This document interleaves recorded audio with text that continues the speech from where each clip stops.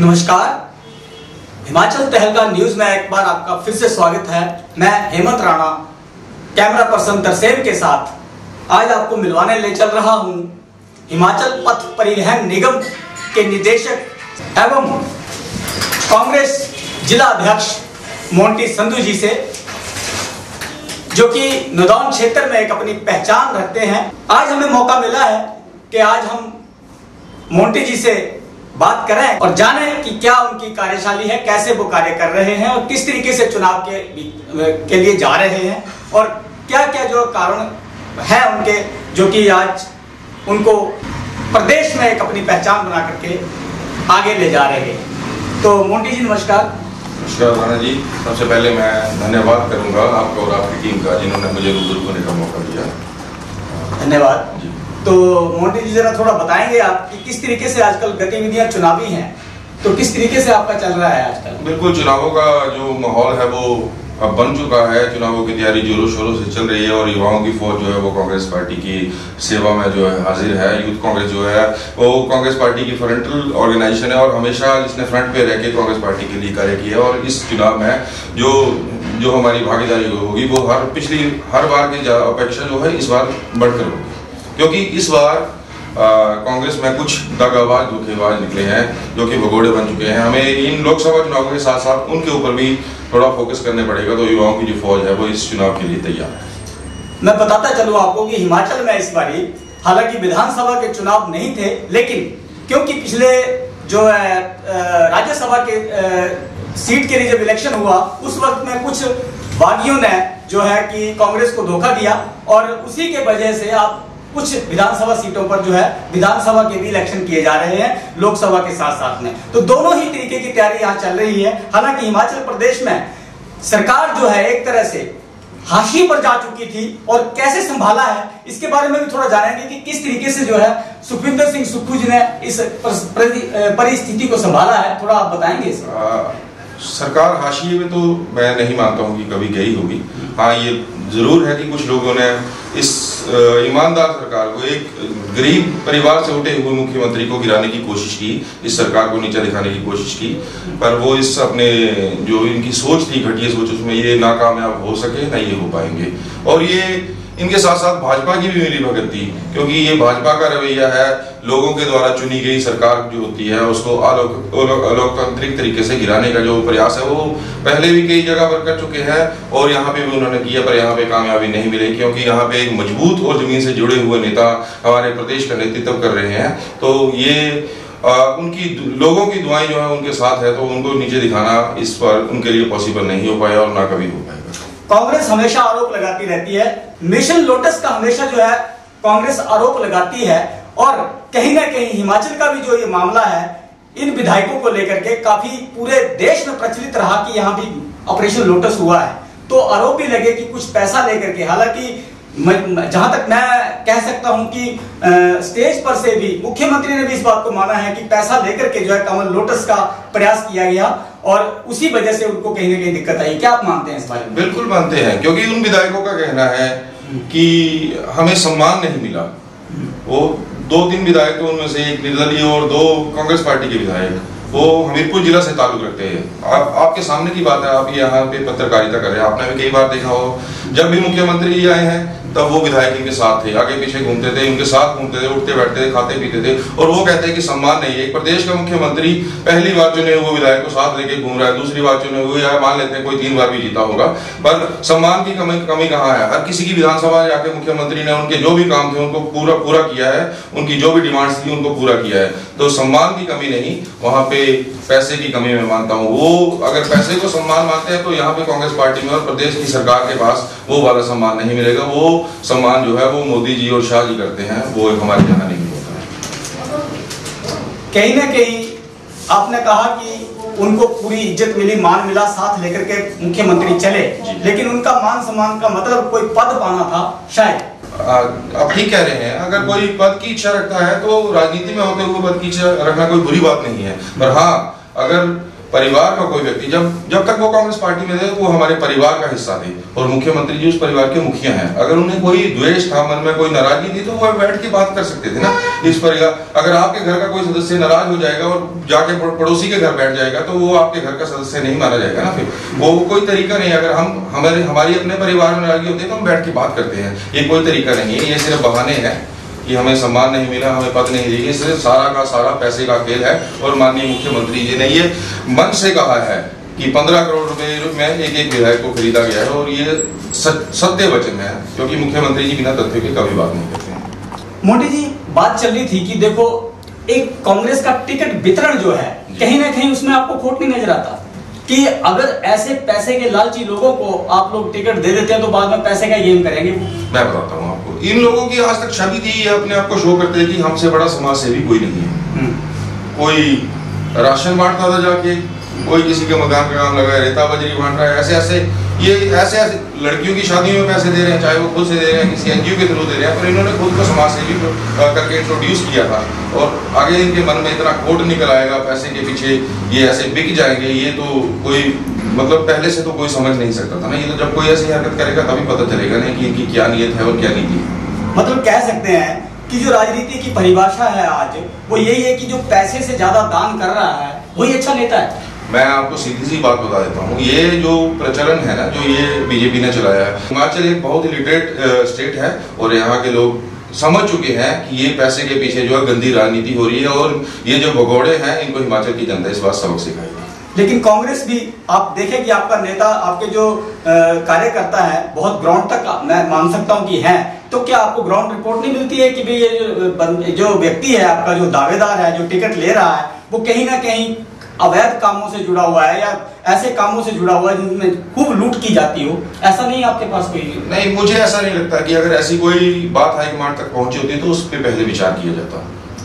High command तक पहुंची होती है, पहुंचने नहीं दी जाती। छत्रप्राज कह सकते हैं आप कांग्रेस में, ऐसा चलता है कि आगे जाके ऐसा बिल्कुल नहीं चलता है, क्योंकि आप देखिए आज एक गरीब परिवार से जिनके पिताजी एक ड्राइवर थे सरकारी बस के, आज वो व्यक्ति प्रदेश का मुख्यमंत्री बन के बैठा है, तो मैं नहीं मानता हूँ कि ऐसा कुछ हो सकता है। मुख्यमंत्री इस वक्त दो तरीके से फंसे हुए हैं कि वो लोकसभा का भी इलेक्शन में कैंपेन कर रहे हैं और विधानसभा के इलेक्शन में भी कैंपेन कर रहे हैं, तो वो किस तरीके से इन दोनों चीजों को संभाल पा रहे हैं, थोड़ा बताएंगे आप? क्योंकि विधानसभा के टिकट वितरण भी होने हैं, लोकसभा के टिकट वितरण भी होने हैं, तो उसमें उनका कितना जो है सहभागिता है, कितना उनका सहयोग है इस मामले में? संघर्ष करना जो है ना वो उनका व्यक्तित्व है। वो कभी नहीं किसी चीज से इतराते हैं कि मैं कहाँ पे फंसा हूँ, कहाँ। वो इस चीज को जो है एंजॉय कर रहे हैं एक तरीके। मैं आपको बता देना चाहूंगा कि संघर्ष करना जो है वो मुख्यमंत्री जी के स्वभाव में है। वो कभी नहीं पीछे हटे हैं संघर्ष से। उन्होंने बचपन से लेके एनएसयूआई के टाइम से आज दिन तक संघर्ष की राजनीति की है, तो वो जो जितना बिजी रहते हैं उस माहौल में वो उतना ही खुश हो जाते हैं। संघर्ष करना उनकी आदत है और कांग्रेस पार्टी के लिए उन्होंने अपना पूरा जीवन दे दिया है, तो ये छोटे मोटे संघर्षों से उनको कोई फर्क नहीं पड़ने वाला है। मोंटी जी, एक बात आपसे जानना चाहूंगा, इसी दौरान में कई बड़े खनन पर काफी बड़ा प्रहार किया है सरकार ने जी, लेकिन वही जो खनन के दौरान जो क्रशर आदि चलते थे उस वक्त सरकार ने उससे पहले कोई तवज्जो नहीं दी, जबकि इसके बाद में, इस प्रकरण होने के बाद में जो विधायक इसमें कार्य कर रहे थे उनके ऊपर काफी बड़ा आघात लगा, काफी बड़ा जो है एक तरह से उनके ऊपर प्रहार किया है। तो ये क्या आपको लगता नहीं कि एक बदले की राजनीति है, बदले की भावना? जी नहीं, मैं आपकी जानकारी के लिए बता दूं कि जिस टाइम डिजास्टर हुआ बरसात के महीने में, ब्यास के किनारे पे जितने भी क्रशर थे उनको उसी समय बंद कर दिया गया था और धीरे धीरे जहाँ पे देखा जा रहा है, जहाँ पे किसी को कोई परेशानी हो रही है या कोई क्लाइमेटिक कंडीशन उस क्रशर की वजह से खराब हो रही है उसको अब बंद किया जा रहा है। बदले की भावना से मुख्यमंत्री जी कभी काम नहीं करते, उनका दिल बहुत बड़ा है। उन्होंने तो एंड तक ये बोला था, एंड मोमेंट तक, कि कोई सुबह का बोला हुआ शाम को वापस आ जाए तो उसको माफ कर दिया जाएगा। उनको बदले की भावना से वो कभी राजनीति नहीं। जहां तक विधानसभा, इधर आप कह सकते हैं बड़सर है और सुजानपुर है, साथ में ही कुटलैहड़ है, और बड़ी बात है कि यहाँ से लगभग हमारे आसपास से ही खासकर मुख्यमंत्री के जो होम क्षेत्र है, गृह क्षेत्र है, वहां के आसपास से ही ज्यादातर लोगों ने जो है उनको धोखा दिया है। इसके बारे में कैसे कह सकते हैं, कैसी क्या बात हुई? काफी कर्मठ कार्यकर्ता थे, आप कह सकते हैं इंद्रदत्त लखनपाल जी को तो कभी सोचा ही नहीं जा सकता कि वो ऐसा एक्शन लेंगे। ऐसे कैसे हो गया कि उन्होंने भी ऐसा एक्शन लिया? देखिए, हम इस बड़े लेवल की बात है, ये बहुत बड़े लीडर हैं वो सब, पर जो उनकी हरकत है वो बहुत ही ओछी है। किसी के मन में क्या है, किसके मन में खोट है, परिवार के सदस्य में भी खोट हो सकती है, ये हम अंदाजा नहीं लगा सकते। ये तो जब कोई इंसान वैसी हरकत कर देता है तभी पता चलता है कि इस इंसान की फितरत क्या है। तो इससे पहले ये चीज़ें नहीं कही जाती, क्योंकि इससे पहले हम लोगों ने खुद उनके नारे लगाए, कांग्रेस पार्टी के लीडर्स थे वो, हम लोग उनके साथ थे। आज वो कांग्रेस पार्टी की बुराई कर रहे हैं और जिस भाजपा को वो गाली निकालते हैं आज उसकी जिंदाबाद कर रहे हैं। तो ये जो धोखे वाली फितरत ये उनकी थी, तो इसमें किसी को हम दोष नहीं दे सकते, इसमें सिर्फ और सिर्फ उनकी गलती है। क्या देखते हैं इस बार आप इलेक्शन में, कैसा रिजल्ट? इस इलेक्शन में ये 6 के 6 जो भगौड़े हैं, इनको हिमाचल प्रदेश की जनता सबक सिखाएगी कि हिमाचल में खरीद फरोख्त की राजनीति और बिकने का रिवाज जो वो बिल्कुल नहीं चलेगा, और चारों की चारों जो पार्लियामेंट की सीट्स हैं उन पर कांग्रेस पार्टी जो है जीत दर्ज करेगी। हालांकि अभी तक तो आपके कई जगह पे कैंडिडेट्स तो ऐसा होता है ना सर, हाईकमांड फाइनल करती है, बहुत लंबा प्रोसीजर होता है, सर्वे होते हैं 4-5 नामों का, एक विधानसभा एक लोकसभा में सर्वे होता है, उनकी रिपोर्ट्स बनती हैं, वो बहुत लंबा प्रोसीजर होता है। जल्दबाजी की तो कोई जरूरत नहीं है। प्रदेश में कांग्रेस की सरकार है और हम बहुत बेहतरीन तरीके से इलेक्शन लड़ेंगे और इलेक्शन जीतेंगे। तो मोंटी जी, तो क्या संदेश देना चाहेंगे आप अपने कार्यकर्ताओं को जो आज हमारे चैनल के माध्यम से आपको देख पा रहे हैं, क्या कहना चाहेंगे आप? मेरे कार्यकर्ता नहीं, मैं मानता हूं कि मेरे साथ जो भी मेरे साथी जुड़े हुए हैं वो सब सुखविंदर सिंह सुक्खू जी की फौज है। हम सुखविंदर सिंह सुक्खू जी के सिपाही हैं, उनके आदर्शों पे राजनीति कर रहे हैं, कांग्रेस पार्टी के सिपाही हैं। तो मैं सभी अपने साथियों से यही कहना चाहूँगा कि जिस तरीके से एक योद्धा की तरह हमारे मुख्यमंत्री ने ये लड़ाई लड़ी है, हम लोगों को भी उनके साथ सेना की तरह खड़े होना है, और जो भी सामने आएगा उसको डट के उसका मुकाबला किया जाएगा, ध्वस्त कर दिया जाएगा, बिल्कुल चकनाचूर कर दिया जाएगा। तो कहीं ना कहीं मोंटी संधू जी ने अपने विचार बड़े खुल के रखे हैं। मोंटी जी, आप बताएंगे कि बागी विधायकों की आप बात कर रहे हैं, क्या वो बागी हो गए, बागी हुए हैं वो? नहीं, मैं आपको थोड़ा सा करेक्ट करना चाहूंगा। बागी का अर्थ होता है जो बीच में रह के बगावत करता है, जो पैसे के पीछे बिक के भाग जाते हैं, उनको भगोड़े का टाइटल दे सकते हैं, बागी उनको नहीं कह सकते। बागी बगावत लाता है, क्रांति लाता है, और ये भगोड़े रण छोड़ के भाग जाते हैं और दूसरे के घर में बना लेते हैं। बहुत बड़ी बात मोंटी जी ने बताई है कि जो ये बागी नहीं है, भगोड़े इनको कह सकते हैं। हालांकि किसी दूसरे दल ने जरूर इनका दामन थामा है, लेकिन भगोड़ा ही होता है। कह सकते हैं कि आज वो यहां धोखा दे गए हैं, कल को वो कहीं और भी धोखा दे सकते हैं, शायद ऐसी परिभाषा मोंटी जी के से सुनने को हमारे को मिली है। तो कुछ और आप बोलना चाहेंगे, कुछ कहना चाहेंगे? बिल्कुल, मैं आपकी बात अधूरी रह गई। आप शायद वैसा नहीं कह पाते, मैं वैसा कह के दिखाता हूँ कि इनमें से एक विधायक जो सुजानपुर विधानसभा से ताल्लुक रखते हैं, राजेंद्र राणा जी, उन्होंने पहले 10 साल पूर्व मुख्यमंत्री प्रेम कुमार धूमल जी की पीठ पे बैठ के उन्होंने अपना राजनीतिक सफर शुरू किया, और बाद में उनकी पीठ के ऊपर उन्होंने छुरा घोंपा, और यही कोशिश उन्होंने हमारे माननीय मुख्यमंत्री ठाकुर सुखविंदर सिंह सुक्खू जी के साथ की, जिसमें वो सफल नहीं हुए और ना वो कभी सफल हो पाएंगे। तो मैं हमीरपुर की जनता से खास करके ये अपील करना चाहूंगा कि ये जो लोग हैं जो हमीरपुर जिले से पहले एक बार मुख्यमंत्री छीन चुके हैं और इस बार भी ऐसी घटिया हरकतें कर रहे हैं, पैसे के पीछे बिक रहे हैं और मुख्यमंत्री को बदनाम कर रहे हैं, इन लोगों को इस बार सबक जरूर सिखाएं। यदि हम ये कहें कि हमीरपुर जिला का मुख्यमंत्री है, तो क्या क्षेत्रवाद नहीं हो जाएगा? क्षेत्रवाद की भावना नहीं बनती है इससे? नहीं, क्षेत्र देखिए, विकास जो है पूरे स्टेट में एक लेवल पे हो रहा है, पर मुख्यमंत्री हमारे घर से है, तो हम यही कहेंगे हमीरपुर से मुख्यमंत्री है, और उस बात के ऊपर हमें गर्व होना चाहिए। और हमारे ही जिले के कुछ विधानसभा के विधायक उस व्यक्ति को गिराने की कोशिश करें, तो ये ओछी हरकतें, उनका हम विरोध करेंगे। तो हम कहेंगे कि हमीरपुर के लोग जो है हमीरपुर के मुख्यमंत्री को गिराना चाहते हैं, इसमें कोई गलत बात मुझे नहीं नजर आती है।